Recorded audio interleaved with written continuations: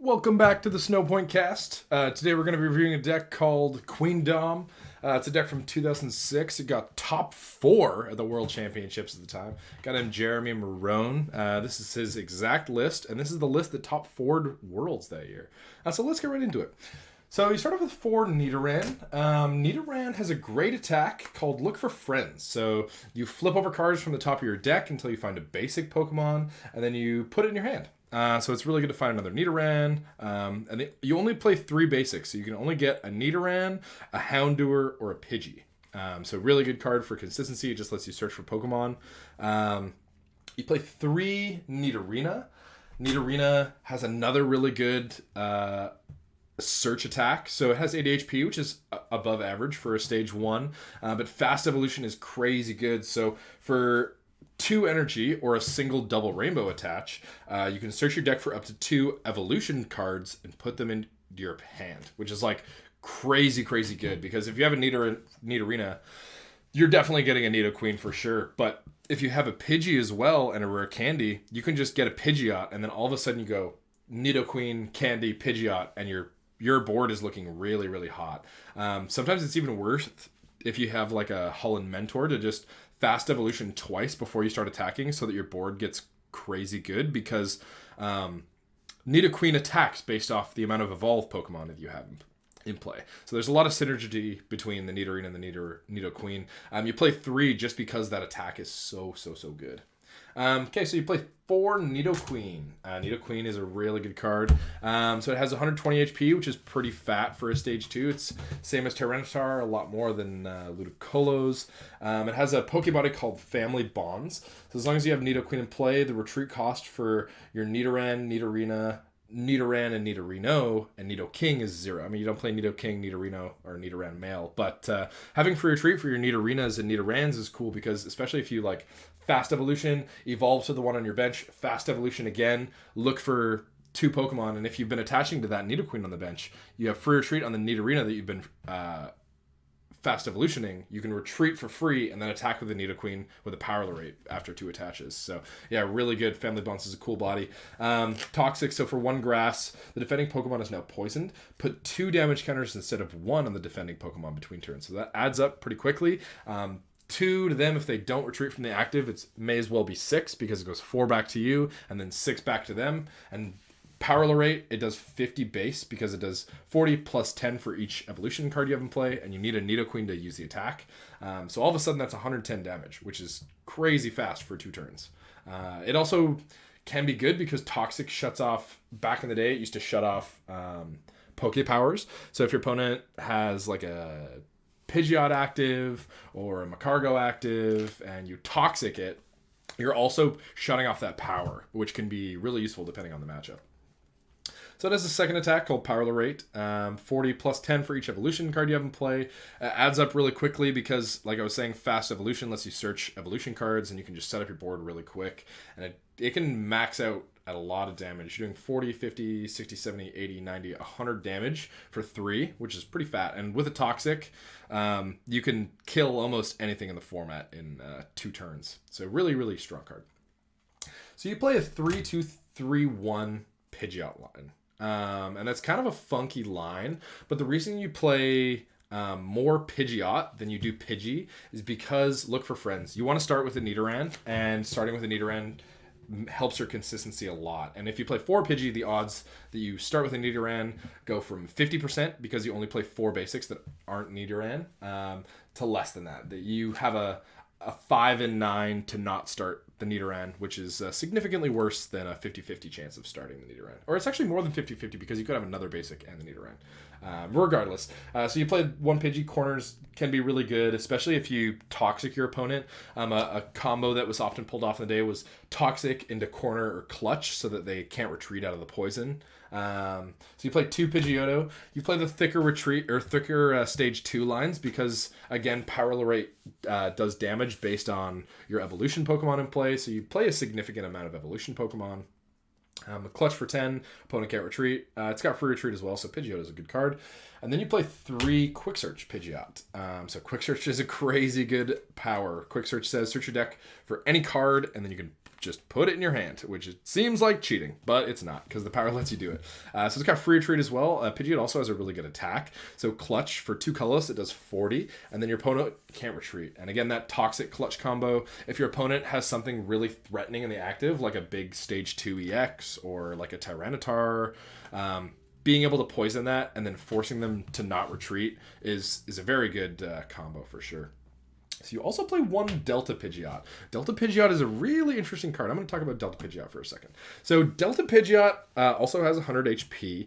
It lets you attack for lightning if you need to, because you do play those special energies that lets you have lightning and metals, even though your deck doesn't play them.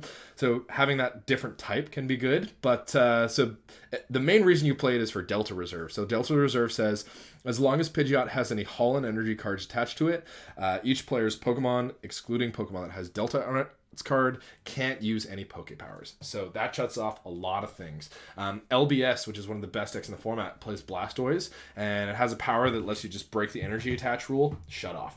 Opponent's Pidgeots, even your own, shut off. Macargo, shut off. Jirachi, shut off.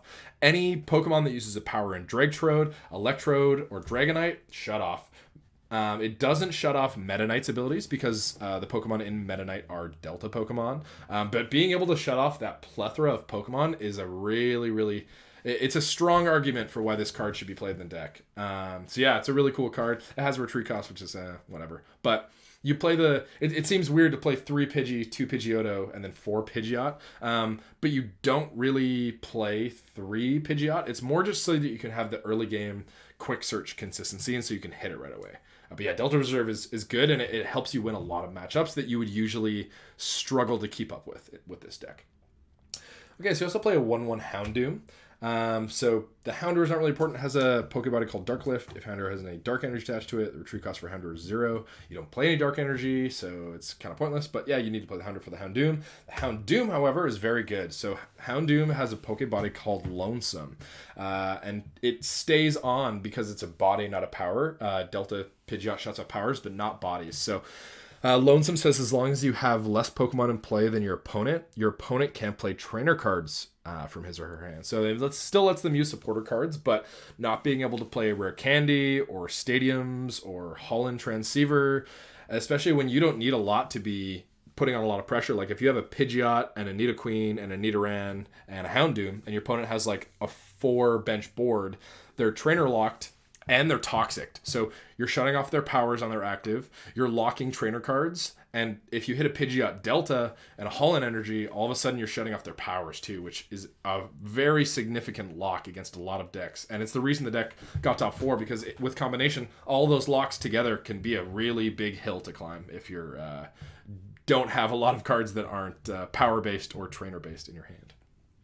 So you play 1 Holon's Electrode as well. So you play a Holon's Electrode because it lets you have consistency in your energy. So you play a lot of Pokemon search. You play 4 Celios, and Celios searches for a basic Pokemon or evolution card. And it just lets you search for an Electrode if you're missing an energy. Like, let's say, for example, you Toxic turn 1, but you don't have an energy in your hand, but you have a Celios. You can Celios for the Electrode, put the Electrode on, get the grass back, and then next turn you can just attach the grass, and all of a sudden you're able to power Lorate. So it just keeps you consistent, and you only play 1 because it's kind of niche, the situations that it's used, but being able to conserve that energy is very good as well. And sometimes you need to take away the damage minus that Double Rainbow gives you. So being able to attach that Holon's Electrode, take the Double Rainbow back into your hand, and then being able to attach a grass to potentially have that +10 to knock out with Power Lorate is another kind of cool thing that Holon's Electrode lets you do. Okay, we're going to get into the trainers now. So you play 4 Rare Candy. Like any Stage 2 deck that's playing multiple Stage 2s, usually you're playing 4 Candy, just so you can be consistent. And I know that this deck, I've said about the Rare Candy rule before, where you play 1 more candy than you need. And this doesn't apply in this deck, because you have 1 candy here, right? Another one here, and then you're playing 2 extra. But only because the Nidorina is so powerful, like the fast evolution is so good, that you want to play 4. And 4 candy also allows you to hit turn 1 Pidgeot most consistently. If you have a way to get a Pidgey, a Mentor, or a Celios, and a Pidgeot in your hand, and a candy, all of a sudden you're quick searching, which is really, really good for your Pokemon search. Okay, so this deck actually only plays 5 trainer cards that aren't stadiums or supporters. So you play 1 Holon Transciever. Holon Transciever, search your deck for a Holon supporter card, put it in your hand. Also can search it out of your discard. You really only play that for Mentor, and you also play a Scientist in this deck. So you only play 1. But the lack of trainers is kind of good because there's some pretty powerful trainer lock in this format. Houndoom is a pretty powerful one. You know, if you're playing against a Nidoqueen mirror, or if you're playing against another deck that plays Houndoom, or if your opponent's playing Meta Knight, having a ton of trainers in your deck just makes you clunky and inconsistent. But playing only 5 seems kind of bad, but because of the Pokemon search that you play in Nidoran and Nidorina, you don't really need that many trainer cards. Okay, so you also play 2 Space Center. So Space Center is a direct counter to Soul Rock. So Soul Tone shuts off your Pidgeots. Soul Rock says if you have a Lunatone in play, your opponent's colorless Pokemon can't use powers or bodies. And having a Pidgeot that you need to quick search with every turn, if your opponent just mentors for that combo turn 1, your Pidgeot is shut off for the entire game. Which is no good because you need that Pidgeot for your consistency. But Space Center, as soon as you find it, you can drop it, and then all of a sudden your quick search is live. If you're a really good player and you know that your opponent is playing the Soul Tone combo, you'll quick search for a Space Center beforehand, so that next turn when you really need a quick search, depending on what the board state is after a full turn, you can drop the Space Center and then adapt. So yeah, you only play 2 because you only really need 2 turns of quick searching, but yeah, it lets you shut off Soul Tone, so pretty important card depending on the matchup as well. Okay, now we're going to get into the supporter cards. I'm just going to move these over here. So you play 4 Celio's Network. Celio's Network, again, powerful supporter card. Lets you search for a basic Pokemon or evolution card that isn't EX and put it in your hand. So it searches for any of your Pokemon. If you start a Nidoran and you have a Celio's, boom, your Nidorina turn 2. Or like I said, again, the combo with the Pidgeot where you Celio's for a Pidgeot if you have a Candy and a Pidgey. Yeah, Celio is just a super consistent card. So you play 3 Copycat. And this is the most Copycat that any list from 2006 that I have plays. And the reason, I don't know this for sure, but the reason that I think you play 3 Copycat is because you go up on prizes so often. The deck is so aggressive, like Toxic is such an early aggressive option that usually, you know, if you Toxic a Jirachi on your opponent's board, it's dead to them. So 20 to them, 40 to you, 60 back to them, and all of a sudden you're up on a prize. So Admin isn't, like Rocket's Admin is a great card and you still play it, but it's not as much draw as a lot of other decks get out of it because you're so aggressive and you go up on prizes so early. So that's the reason I think Jeremy played 3 Copycat. It's also just a good card because a lot of cards in the format, like Steven's Advice and Holon Scientist, let you draw a lot of cards. Based on your opponent's hand. But yeah, just being able to copy your opponent's hand, there's really big hand sizes in this format, so Copycat is strong. Plays 2 Steven's Advice. Steven's Advice says draw a number of cards up to the number of your opponent's Pokemon in play. If you have more than 7 cards, including this one in your hand, you can't play this card. So if you have 6 and a Steven's, you can't play it, so you have to have 5 in a Stevens, but I mean, that's super doable. And often in this format, it's a stage 2 format for a lot of it, so there's multiple bench slots that need to be filled, so being able to draw a lot based on your opponent's board can be really good.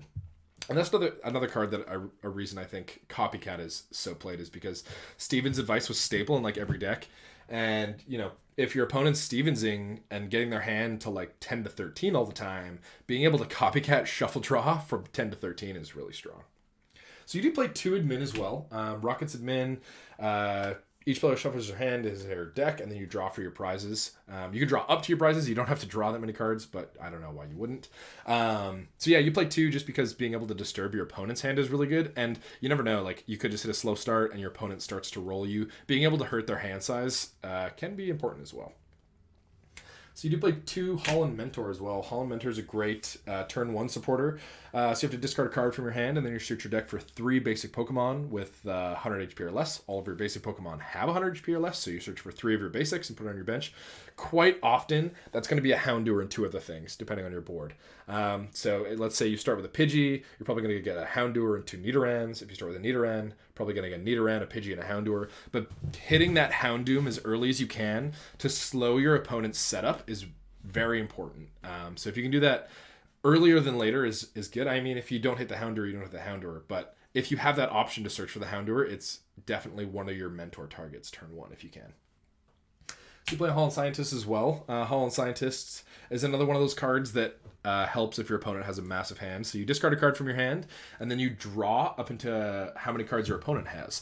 So let's say you got 4 in your hand, discard 1, you have 3, and your opponent has a big 13-card hand from a Steven's advice. You just straight raw draw 10. Which is really good as well. You play 1 Scientist. I think a reason you play the Scientist too is because Transceiver for a mentor isn't that great. Like, it's having Transceiver be the only like search you have for a mentor, like mentor being the only target for a Transceiver. It's like fine, but why not just play the raw mentor at that point? Because then you don't have to get worried about trainer lock. But because Scientist is really good in niches, you do play the Transceiver instead of just the 3 raw mentor. So you play Scott as well. So Scott says search your deck for up to 3 cards in any combination of supporter cards and stadium cards. So that's one of those cards that lets you find Space Center if your opponent has a Soul Tone combo in play.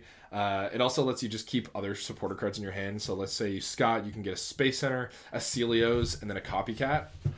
So you have a supporter for next turn, the turn after, and a stadium just in case your opponent hits the Soul Tone. So 1 Scott is good as well. Okay, we're going to get into the energy. So this deck plays 4 Double Rainbow. Double Rainbow is really important because it lets you clutch for 1. Kind of neat thing that it lets you do is you can Flamethrower with it. So Metagross Delta is Meta Knight's a great deck that had 2 top 8s in the year that this format was played. And it's weak to fire. So being able to attack with Houndoom to kill a Metagross in niches can be very powerful. It's mainly for your Nidoqueens, though. If you have a single energy attachment and a double rainbow, you can all of a sudden start attacking. You attach a double rainbow to a Nidorina, and you can fast evolution. Having that minus 10 damage is no big deal when you're just searching for Pokemon. But yeah, very, very consistent card that's important in this format for a lot of Stage 2 decks. So play 4 basic grass Pokemon. Or 4 basic grass Pokemon. 4 basic grass. And they're mostly just for Toxic. You play 8 outs to Toxic with Double Rainbow, which makes you pretty consistent. But another reason you play basic grass is because of Holon Energy GL. So Holon Energy GL says if the Pokemon that has Holon Energy GL attached to it has a basic grass, it can't be affected by special conditions. So Holon Energy GL is for this Pidgeot. It lets the Pidgeot's Delta Reserve be active, but being affected by special conditions is also really good because it means that if you have a Holon Energy GL and a Grass on a Nidoqueen, your opponent can't hit you with any special conditions. So if you're playing a Nidoqueen mirror, it means that your Nidoqueens can't get hit for poison with Toxic. If you're playing against Flaridos, it means that they can't even touch you with Flareon. They can't burn or confuse you. So that's like crazy for that matchup. But yeah, the main reason that you play 4 is so that Delta Reserve is consistent. If you play 4, it means that you're drawing it all the time. And, depending on the matchup, Delta Reserve is really important. So you play 2 heal energy as well. Again, special conditions, healing special conditions. Queendom, this is one of the best decks at the time. It got top 4. So being able to beat the mirror match is really important. And I think Jeremy did that really well by playing 4 Holon GL energy and 2 heals. He had 6 outs for mirror in terms of energy. So heal energy, when you attach it, you heal 10 and a special condition. So being able to heal that Toxic, you heal Toxic and you heal 10. So the Toxic that your opponent just did now just does 10 damage, which is a waste of a turn. So yeah, really good depending on what your board is. I mean, Nidoqueen has 120 HP as well, so you can manipulate numbers pretty well with that. If your opponent thinks they're going to hit you for 60 twice to two-shot. With a heal, if you can just put one heal on there, all of a sudden they're not two-shotting you. So it's good for number manipulation as well. So last energy card, you play a Warp Energy. Warp Energy, when you attach it to your active Pokemon, you can switch it with one of your bench Pokemon. So there's no way to retreat a Nidoqueen other than raw retreating in this deck. Family Bonds doesn't work on Nidoqueens. It only works on Nidoran and Nidorina. So you only play one because Pidgeot can quick search it whenever you want. But sometimes you don't want that Nidoqueen to die. Like, you can switch into another Nidoqueen, keep attacking with that, and if you keep the Nidoqueen that's damaged on your bench, it means that instead of dying, you have another option to attack in the late game if that Nidoqueen that you just put up dies. So yeah, Warp Energy has some niche uses as well. The main reason is so that you can switch out your Nidoqueen, but Warp as well. So clutch stalling is another tactic that was pretty frequently used in this format. You poison your opponent's Pokemon, poison's active, and then you clutch them.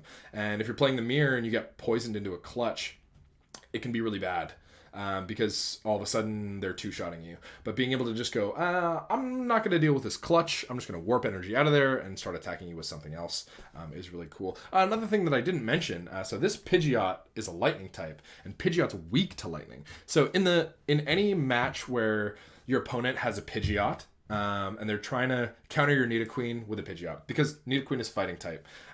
So it doesn't really have any attacks that are good against Pidgeot. If you poison it, Pidgeot is free retreat, so they can just retreat out of the poison. And if you power Lorate, you're not doing that much damage because you're minus 30ing due to your resistance.